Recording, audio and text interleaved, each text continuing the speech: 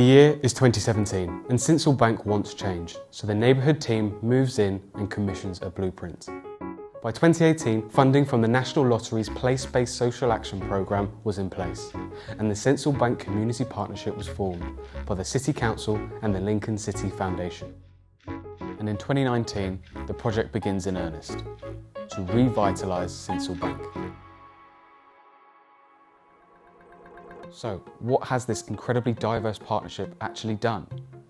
Well, an early success was the general clean-up of the area, combating the rampant fly tipping across the neighbourhood. They've also created safe play areas for children, made a complete road redesign to make the neighbourhood more accessible to the city centre, built new houses on Hermit Street that actually live up to modern standards, residents' parking spaces, CCTV, the list goes on here too. But reading all this and looking at the pictures, yes, it's impressive, but spreadsheets, summary documents and ticking boxes isn't what this is really about. Instead, we'd like to showcase what all this means to some very special people in the community. Those that live and breathe Sincil Bank every day, and those that are taking this drive for change incredibly seriously.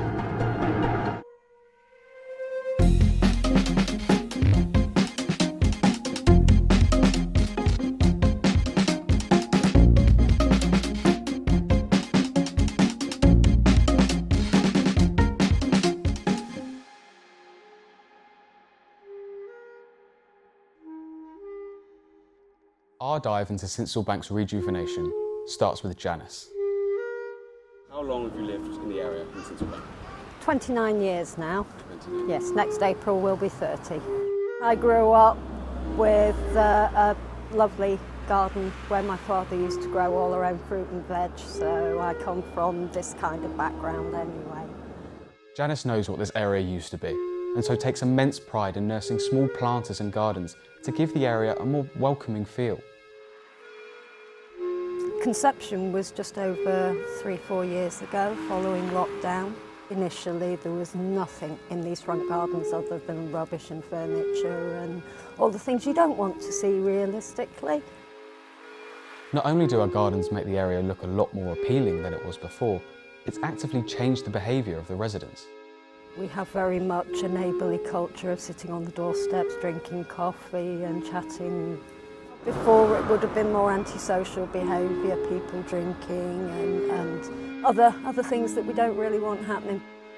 Any time I am out here for any amount of time, and it takes 4.5 to 5 hours to water all of these at the moment, every time I'm out here I will have multiple conversations with different people.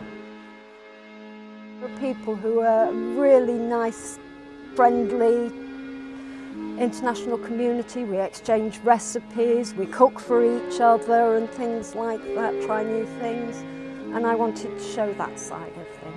There are still challenges, as Janice says, but her dedication to her community shows how important these grassroots level projects are. It's been a constant and ongoing problem. It still is within the wider Sincil Bank area, fly tipping, rubbish, all that sort of thing. So it was important to try and change. The area itself is slowly getting better.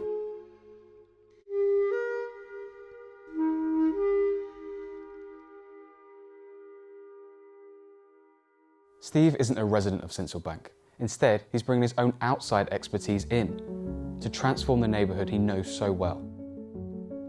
I first got involved in 2017 when they decided, this was the council working with the community, decided to produce this thing called a place shaping framework for Sincil Bank. That framework, as Steve says, brought about many of the changes we've already seen.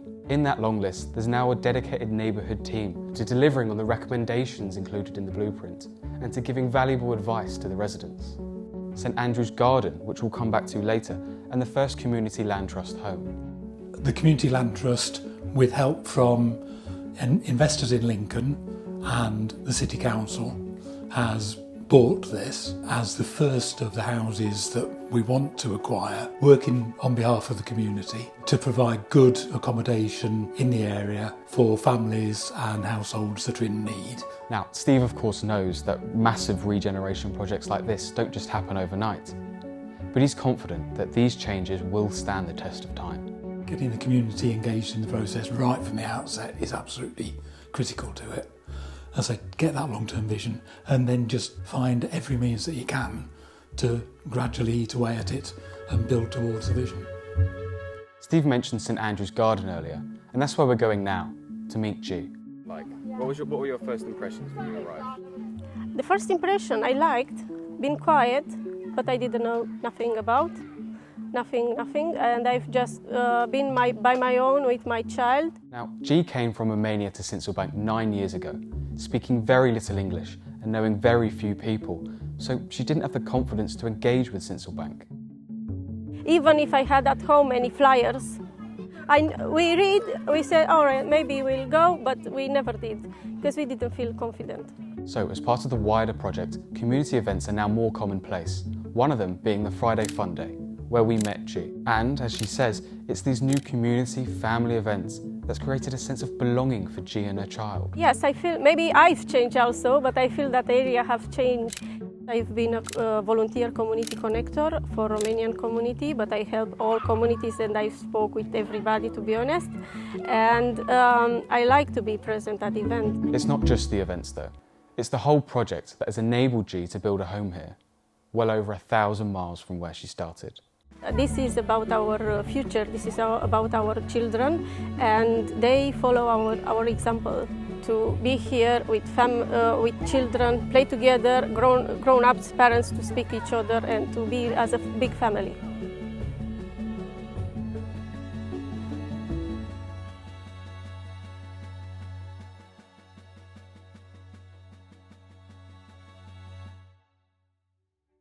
Every year, one of the biggest events in the community is Sinselbank by the Sea, where we met long-term residents Barbie and Anne.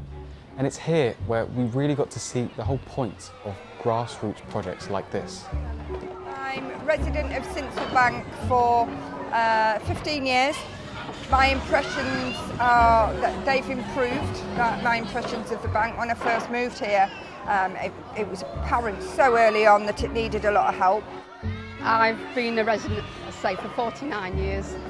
I became involved with the community group after my husband died 15 years ago, and that was just before I met Anne. It was seeing Barb literally litter picking in the street, and I went out to thank her because it needed doing. And up until that point, I'd kind of always been the impression of, why should you pick other people's rubbish up? And chatted to Barb and realised, I discovered then why you should. It become my community, so I needed to be involved in helping it too. Sinselbank by the Sea, this is our baby. We love this. We bring the seaside into Sinselbank for people that can't afford it. Some of the children have never seen the coast. There's a lot of poverty in the area, and we needed something to. We needed it to be free for them. The donkey rides and the sandpits and the circus skills, and it's grown year on year. It's grown, and it's all free. And it's we love it. Barbie and Anne have both been driving change in this community for years now. But none of this happens if Sinselbank is unsafe, if the neighbourhood is riddled with run-down buildings and overgrown playgrounds, nor if people like Janice, Steve and G gave up on this place. But they won't give up. Sinselbank will not give up. Sinselbank isn't going to be cured of its ills, so there is more work to be done, and we need to keep going, but we need to keep the momentum. We need more people, we need more volunteers, we need more ideas and more community participation. This project isn't over. Sinselbank has a bright future with more funding being secured by the Imps Together programme. The Community Land Trust will continue to develop our open spaces, and Maze Matters will host more events. Lean will be moving into their new home, and the council will continue to develop their relationships with the most important part of this community, the residents.